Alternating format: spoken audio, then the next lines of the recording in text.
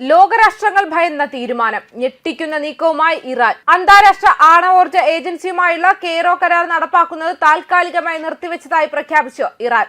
അന്താരാഷ്ട്ര വേദിയിലാണ് ശക്തമായ നിലപാട് സ്വീകരിച്ചിരിക്കുന്നത്. ഇറാൻ വിദേശകാര്യമന്ത്രി അബ്ബാസ് അരാഗ്ചി സ്റ്റേറ്റ് ടെലിവിഷന് നൽകിയ അഭിമുഖത്തിലാണ് ഈ സുപ്രധാന വിവരം അറിയിച്ചത്. എങ്കിലും IAEA-യുമായി സഹകരണം പൂർണ്ണമായും വിച്ഛേദിച്ചിട്ടില്ലെന്നും പകരം താൽക്കാലികമായി നിർത്തിവെച്ചിരിക്കുകയാണെന്നും അദ്ദേഹം കൂട്ടിച്ചേർക്കുകയും ചെയ്തു. ഇറാന്റെ പരമാധികാര അവകാശങ്ങൾ സംരക്ഷിക്കാനുള്ള നീക്കമായിട്ടാണ് ഈ നടപടി വിലയിരുത്തപ്പെടുന്നത്. സെപ്റ്റംബറിൽ ഒപ്പുവെച്ച കെയ്റോ കരാർ ഇറാനിയൻ ആണവ കേന്ദ്രങ്ങളിലെ പരിശോധന IAEA-ക്ക് പുനരാരംഭിക്കാൻ അനുവദിക്കുമായിരുന്നു. എന്നാൽ ജൂണിൽ ഇസ്രായേലും അമേരിക്കയും ചേർന്ന് ഇറാനിയൻ ആണവ സൈനിക കേന്ദ്രങ്ങളെ ലക്ഷ്യമിട്ട് നടത്തിയ ബോംബാക്രമണങ്ങളെ തുടർന്ന് ഇറാൻ ആണവ കേന്ദ്രങ്ങളുടെ പ്രവർത്തനം താൽക്കാലികമായി നിർത്തിവെച്ചിരുന്നു.